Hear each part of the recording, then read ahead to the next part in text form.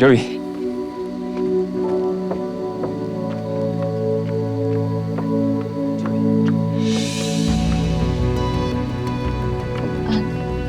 Sorry, nakakahiya. Naka-istorbo pa ako sa inyo. Akala ko kasi kung anong nangyari sa'yo eh. You don't have to say sorry, okay? Yeah, that's true. Wala ka namang kinalaman dito eh. It's between me and Andrew. Oo nga, wala akong kinalaman sa totoong relasyon ng dalawa. Joey. Wait. Are you jealous? Hindi naman kayo ni Andrew, di ba?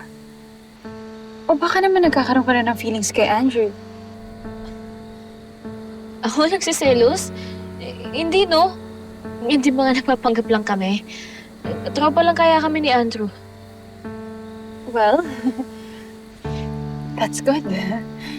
That's good to know. Ayoko lang kasi na may masasaktan kaming tao.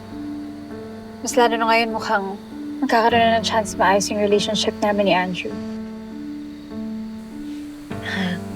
I'm happy to hear that.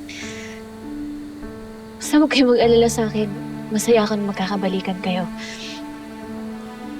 Mauna na ako para makapag-usap pa kayo.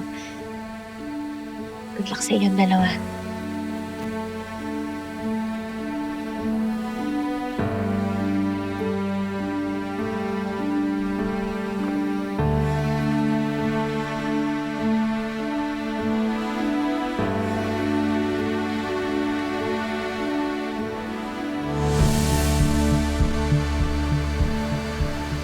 Andrew. Where were we? Ngayon, saka natin pag-usapan to. Mas mahalaga yung objective natin kung bakit tayo nandito. At baka may makakita pa sa atin.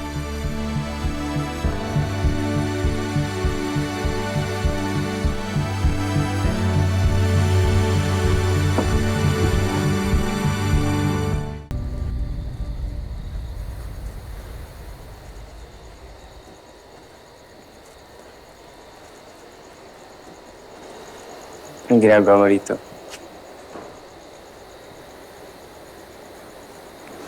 Wala akong susi eh.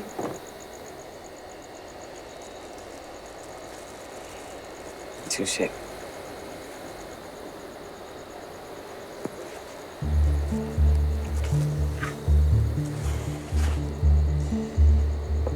Pwede ba kitang makausap?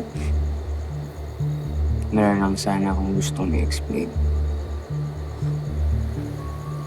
Ano explain mo? Wala naman. Basta wag mo akong paasahin. Nakakainis eh.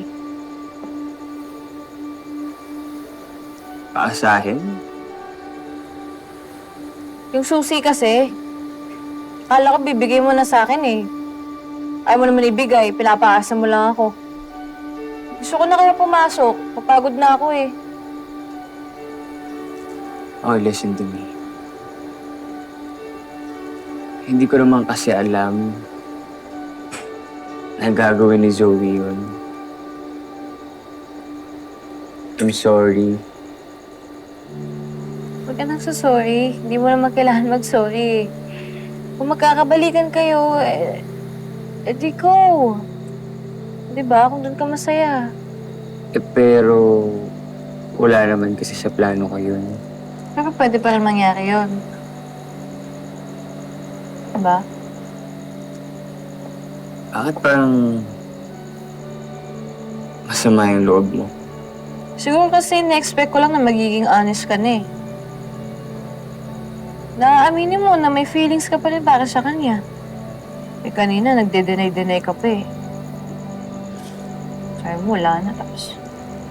Hindi naman kasing totoo. Iba na yung gusto ko.